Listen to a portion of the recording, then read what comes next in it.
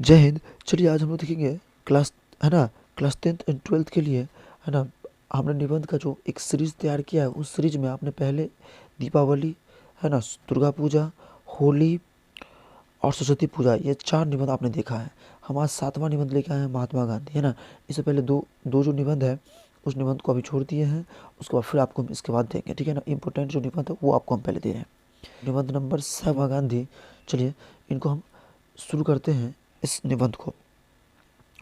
पहले एक बार फिर से कह देते हैं कि आप जैसे भूमिका, या भूमिका दिया हुआ है ना।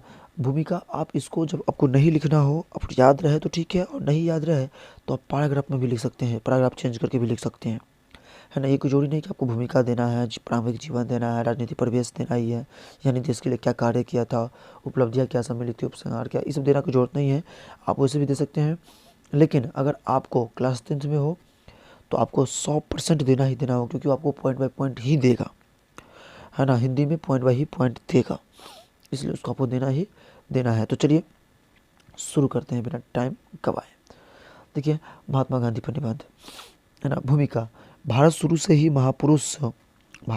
महापुरुषों और महानायकों का उर्वर, है ना, उर्वर उर्वर भूमि रहा है, उर्वर भूमि रहा है। उर्वर मतलब यहाँ जन्म लिए हैं।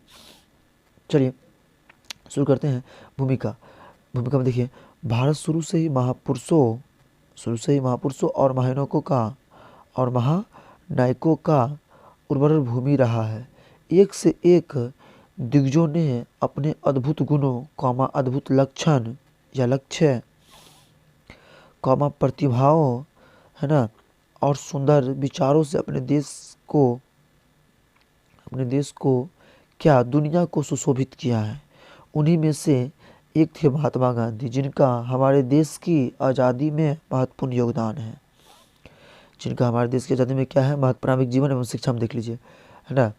महात्मा गांधी का पूरा नाम मोहनदास करमचंद गांधी था। स्वतंत्रता के महानायक का जन्म गुजरात के पोरबंदर नामक स्थान में 2 अक्टूबर 1869 ईस्वी को हुआ था। इनके पिता का नाम करमचंद गांधी था, है ना, करमचंद गांधी था।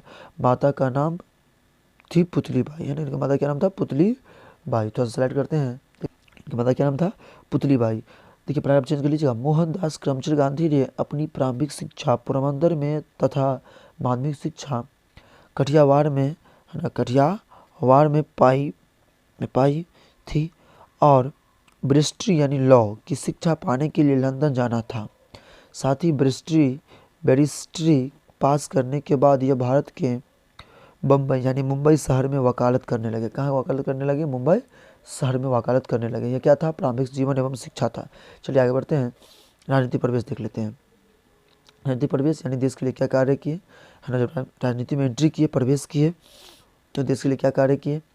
जब उन्होंने वकालत पास कर ली थी तो एक व्यापारी के केस में यह दक्षिण अफ्रीका के नेटाल गए थे। कहाँ गए थे, नेटाल गए थे। उन्होंने वहां जाकर देखा तो भारतीयों पर काफ़ी ज़्यादा यूरोपियों निवासी अत्याचार कर रहे थे एवं अपमानित कर रहे थे। तब उन्होंने नेटाल इंडियन कांग्रेस की स्थापना की, और तब से इनका योगदान बढ़ गया तथा सत्याग्रह नामक अस्त्र का स्थापना किया।